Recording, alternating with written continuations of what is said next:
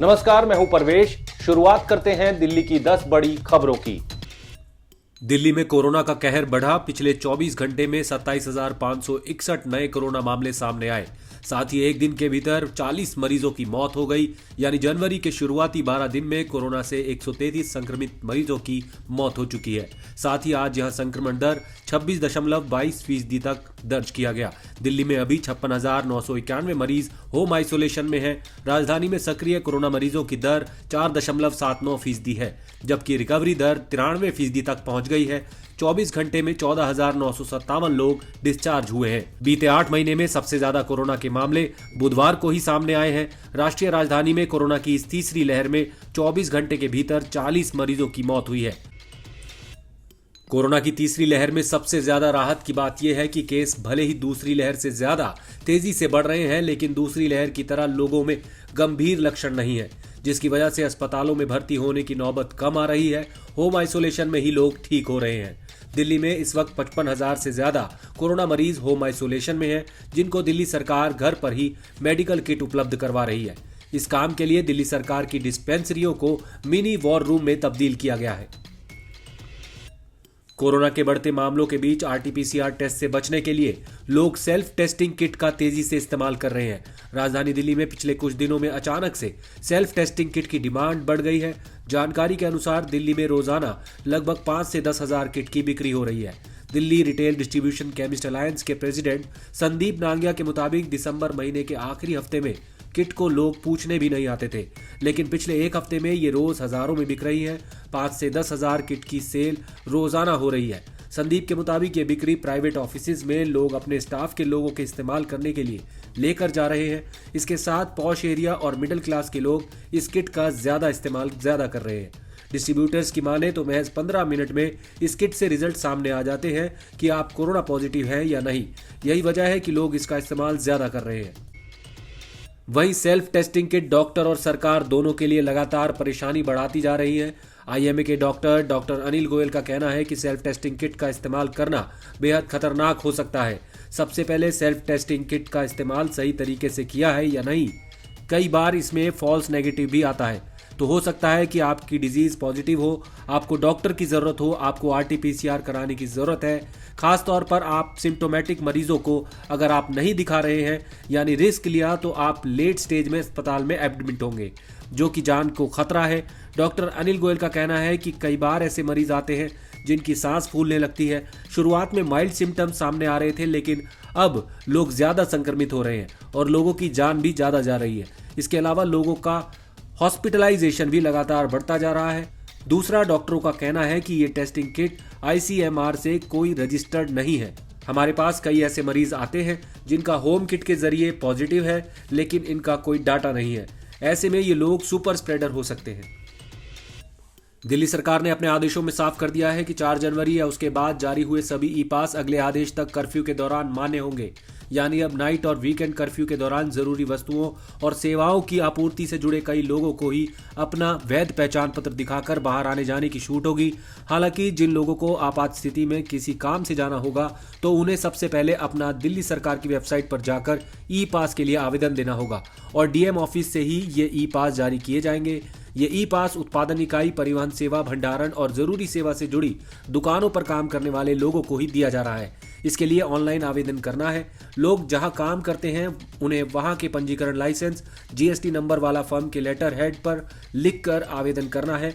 Website पर ई पास के form में आपको अपना नंबर, पता, पास की अवधि और क्यों पास बनवा रहे हैं इसकी जानकारी देनी होगी। वहीं अपने पहचान पत्र की जानकारी भी देनी होगी।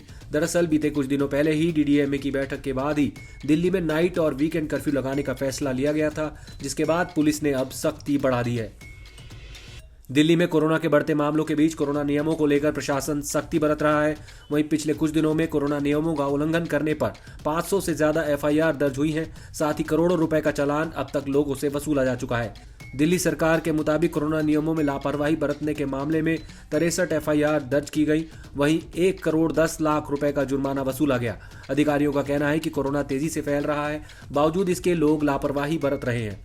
दिल्ली सरकार की माने तो कोरोना के नियमों का उल्लंघन करने के मामले में पूर्वी दिल्ली का इलाका सबसे आगे है, जबकि नई दिल्ली में कोरोना के नियम तोड़ने के मामले कम है। आंकड़ों के मुताबिक मास्क लगाने के नियम का उल्लंघन करने पर सबसे ज्यादा 780 चालान दक्षिण पूर्वी दिल्ली में किए गए हैं। इसके बाद पूर्वी दिल्ली में 730, उत्तर दिल्ली में 583, दक्षिणी पश्चिम दिल्ली में 559 चालान मास्क नहीं लगाने पर किए गए हैं। इस नियम को तोड़ने पर सबसे कम 156 चालान नई दिल्ली जिले में किए गए। दिल्ली में बढ़ते कोरोना संक्रमण की वजह से गैर कोविड रोगियों की मुसीबतें बढ़ गई हैं। अधिकांश अस्पतालों में ओपीडी का समय पहले की तुलना में करीब 1 से 2 घंटे तक कम कर दिया गया है। वहीं दोपहर में चलने वाली कैंसर जैसी ओपीडी भी स्थगित कर दी गई है। इनके अलावा राजधानी के अस्पतालों में पहले से तय ऑपरेशन पर भी रोक लगा दी गई है। इसके चलते मरीजों की परेशानी और बढ़ गई है। दिल्ली में यमुना नदी में अमोनिया का लेवल बढ़ गया है। अमोनिया का लेवल बढ़ने का असर राजधानी के 3 वाटर ट्रीटमेंट प्लांट पर पड़ा है। इससे राजधानी के अलग अलग इलाकों में पानी की सप्लाई प्रभावित रहेगी। अधिकारियों ने बुधवार को कहा कि हरियाणा से प्रदूषकों के बह के आने के कारण यमुना में अमोनिया के स्तर के अधिक होने के कारण वजीराबाद, चंद्रावल और ओखला वाटर ट्रीटमेंट प्लांट में उत्पादन में 50% की कमी आई है। इससे दिल्ली के कई हिस्सों में पानी की सप्लाई प्रभावित होगी। चंद्रावल, वजीराबाद और ओखला में प्रतिदिन में 90 मिलियन गैलन 135 mgd और 20 mgd पानी साफ किया जाता है। वजीराबाद तालाब में अमोनिया का स्तर वर्तमान में 5 पॉइंट्स प्रति मिलियन है। भारतीय मानक ब्यूरो के अनुसार पीने के पानी में अमोनिया की स्वीकार्य अधिकतम सीमा 0.5 ppm है। फिलहाल दिल्ली जल बोर्ड की क्षमता 0.9 ppm साफ करने की है। दिल्ली की सड़कों पर 14 जनवरी से अत्याधुनिक सुविधाओं वाली 100 नई बसें सड़कों पर चलने लगेंगी। मुख्यमंत्री अरविंद केजरीवाल इन बसों को हरी झंडी दिखाकर रवाना करेंगे।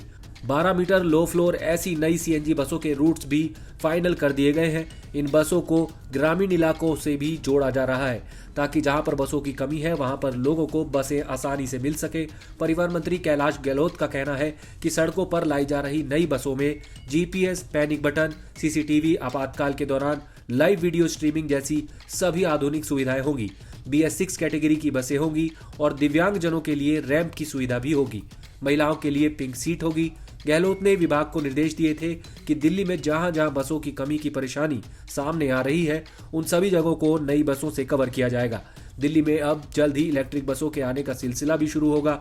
जल्द ही डीटीसी की एक इलेक्ट्रिक बस का ट्रायल ITO के आसपास चलाया जाएगा। मकर संक्रांति से ठीक पहले राजधानी दिल्ली में ठंड बढ़ गई है। कई इलाकों में आज सुबह से घना कोहरा छाया रहा, जिसकी वजह से विजिबिलिटी में भी कमी आई है। लोगों के जनजीवन पर असर पड़ा है। कपकपाती ठंड से बचने के लिए लोग अलाव का सहारा ले रहे हैं। इस तरह दिल्ली पर कोहरे और ठंड की गहरी मार पड़ी है। जानकारी के अनुसार दिल्ली के पालम इलाके में आज सुबह 4:30 बजे घना कोहरा देखा गया। इस दौरान विजिबिलिटी 50 मीटर से 100 मीटर की ही रही। उधर राजधानी के सफदरजंग इलाके में सुबह 7 बजे के दौरान घना कोहरा देखा गया। इस दौरान वहां की विजिबिलिटी तकरीबन 100 मीटर रही। राष्ट्रीय राजधानी दिल्ली में सुबह से ही ठंड काफी देखी गई है। राजपथ और लाजपत नगर इलाके में ठंड और कोहरे का कहर देखने को मिला। मौसम विभाग के अनुसार दिल्ली में आज का न्यूनतम तापमान 8 डिग्री सेल्सियस और अधिकतम तापमान 20 डिग्री सेल्सियस रह सकता है। मौसम विभाग ने भी कोहरे के छाए रहने की संभावना जताई है। आप देख रहे थे द भारत खबर। हमारी बाकी की खबरों के अपडेट्स पाने के लिए चैनल को सब्सक्राइब कर लीजिए। शुक्रिया।